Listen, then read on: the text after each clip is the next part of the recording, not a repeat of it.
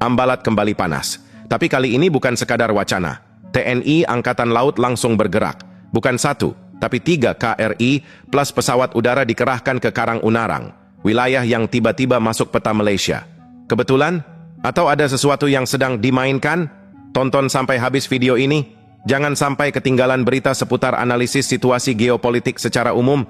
Dan jangan lupa like, komen, share, dan subscribe. Disclaimer dulu, konten ini dibuat berdasarkan informasi terbuka dan bertujuan untuk edukasi serta analisis situasi geopolitik secara umum. Tidak bermaksud memprovokasi atau menyudutkan pihak tertentu.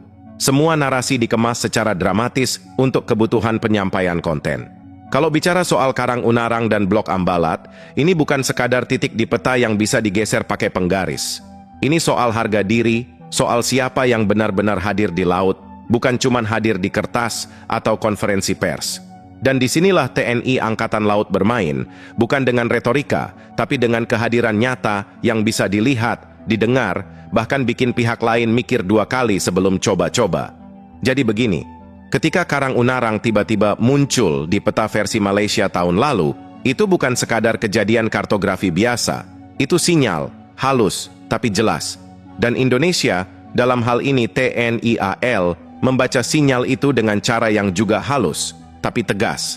Bukan langsung ribut, bukan juga diam, tapi hadir, intens, konsisten. Dan kali ini lewat pengerahan 3 KRI dan 1 pesawat udara. KRI Karang Satun, KRI Tombak, dan KRI Pulau Rusa bukan sekadar nama. Mereka ini representasi dari satu hal, negara tidak tidur. Di tengah laut yang kelihatannya tenang, sebenarnya penuh perhitungan. Setiap manuver, setiap komunikasi radio, bahkan setiap arah haluan kapal, semuanya punya makna strategis. Menariknya, operasi ini bukan sekadar patroli biasa yang cuma keliling lalu pulang. Ini sudah masuk level show of presence yang dikemas dengan latihan intensif. Jadi sambil menjaga, mereka juga sekaligus mengasah. Sambil patroli, mereka juga latihan. Efisien? Jelas. Tapi juga pesan tersiratnya kuat. Kita bukan cuma lewat, kita siap. Dimulai dari hal yang sering dianggap sepele, komunikasi. Tapi justru disinilah kunci utamanya.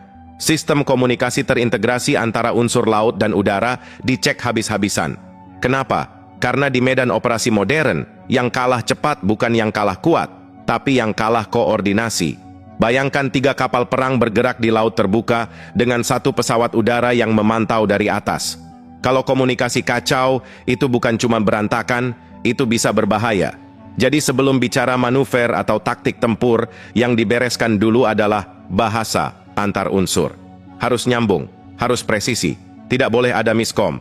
Dan disinilah mulai terlihat bedanya operasi yang serius dengan yang sekadar formalitas. Semua diuji, dari radio komunikasi, link data taktis, sampai prosedur cadangan kalau sistem utama gagal. Karena di lapangan, yang namanya error itu bukan kemungkinan, tapi kepastian yang harus diantisipasi. Masuk ke tahap berikutnya, manuver formasi. Nah, ini yang sering kelihatan keren di permukaan, tapi sebenarnya kompleks luar biasa. 3 KRI bergerak dalam pola tertentu, menjaga jarak, menjaga sudut, dan menjaga ritme. Bukan sekadar jalan bareng, tapi ini seperti tarian militer di atas laut. Formasi ini bukan gaya-gayaan. Setiap posisi punya fungsi. Ada yang jadi lead, ada yang flank, ada yang cover. Kalau ada ancaman, responnya sudah dihitung dari awal. Siapa maju, siapa bertahan, siapa mengunci. Semuanya sudah dipetakan. Dan yang menarik, latihan ini dilakukan di wilayah yang memang sensitif. Jadi bukan sekadar latihan di laut kosong tanpa tekanan. Ini latihan di area yang punya sejarah. Yang artinya, setiap gerakan bukan cuma dilihat oleh rekan sendiri, tapi juga, kemungkinan besar, dipantau pihak lain. Disinilah sindiran halus itu terasa. Indonesia tidak perlu bicara keras-keras. Cukup hadir dengan formasi rapi, manuver presisi, dan koordinasi solid. Pesannya sudah sampai. Kadang yang paling keras justru yang tidak diucapkan. Lalu ada satu aspek yang sering luput dari perhatian awam, komunikasi isyarat bendera. Kedengarannya klasik? Iya. Ketinggalan zaman? Belum tentu. Di dunia militer laut, justru redundansi itu penting. Kalau radio terganggu, kalau sinyal elektronik di jamming, masih ada cara lain. Dan isyarat bendera ini bukan sekadar simbol. Ini bagian dari protokol internasional yang masih dipakai. Para kru KRI melatih ini dengan serius. Bukan sekadar hafalan, tapi refleks. Karena dalam kondisi tertentu, komunikasi visual bisa jadi satu-satunya jalur yang aman. Dan di laut yang luas, satu kesalahan sinyal bisa berarti salah manuver. Masuk ke aspek yang lebih berat, pertahanan udara. Kehadiran satu pesawat udara TNI AL di operasi ini bukan pelengkap. Ini multiplier, pengganda kekuatan. Dari udara, pengawasan jadi lebih luas, deteksi jadi lebih cepat, dan yang paling penting, respons bisa lebih dini. Kapal di laut punya keterbatasan horizon, tapi pesawat, dia melihat lebih jauh, lebih cepat. Ini yang bikin operasi jadi layered, berlapis. Tidak cuma horizontal di laut, tapi juga vertikal dari udara. Jadi kalau ada pergerakan mencurigakan, bisa langsung terdeteksi dari atas sebelum mendekat terlalu jauh. Dan lagi-lagi, ini bukan sekadar latihan. Ini simulasi dari skenario nyata.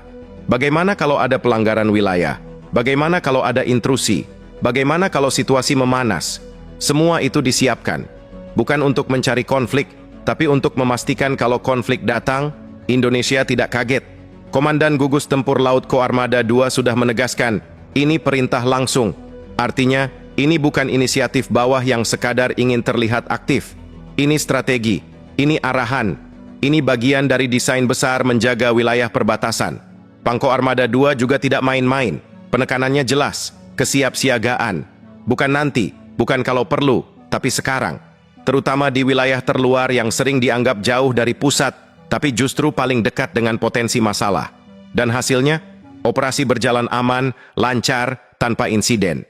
Kedengarannya sederhana, tapi di dunia militer, lancar itu berarti semua berjalan sesuai rencana. Tidak ada celah, tidak ada kejutan yang tidak diantisipasi. Lebih dari itu, ini menunjukkan satu hal. Koordinasi TNI AL makin matang. Tidak lagi sekadar kuat di individu, tapi solid di sistem. Dari kapal ke kapal, dari laut ke udara, semuanya nyambung.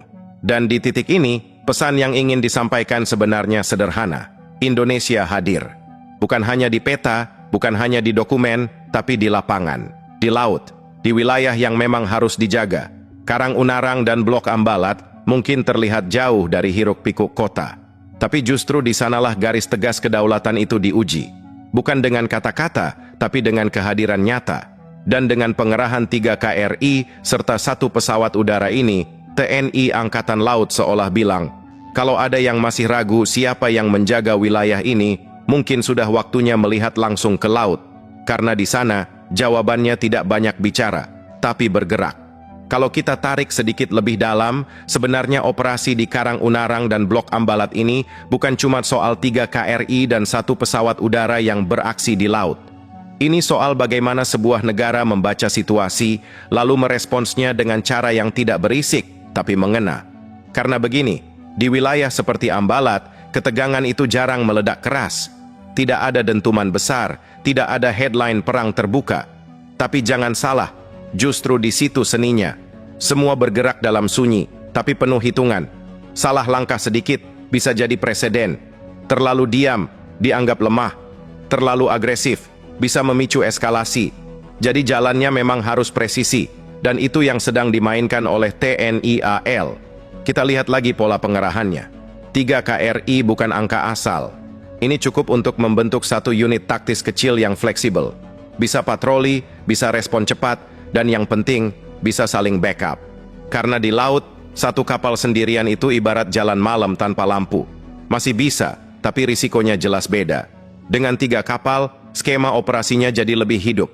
Ada rotasi pengawasan, ada pembagian sektor, dan ada kemampuan untuk langsung menutup area kalau ada pergerakan mencurigakan. Ini bukan cuma jaga, tapi mengendalikan ruang. Dan jangan lupa, setiap KRI itu bukan cuma badan kapal. Di dalamnya ada radar, sistem senjata, sensor, dan yang paling penting, awak yang sudah dilatih membaca situasi. Jadi ketika mereka bergerak dalam formasi, itu sebenarnya seperti satu sistem besar yang saling terhubung. Masuk ke aspek yang lebih taktis, manuver formasi yang kemarin dilakukan itu bukan sekadar latihan rutin. Ada pesan di situ. Formasi rapat, perubahan arah serentak, dan kecepatan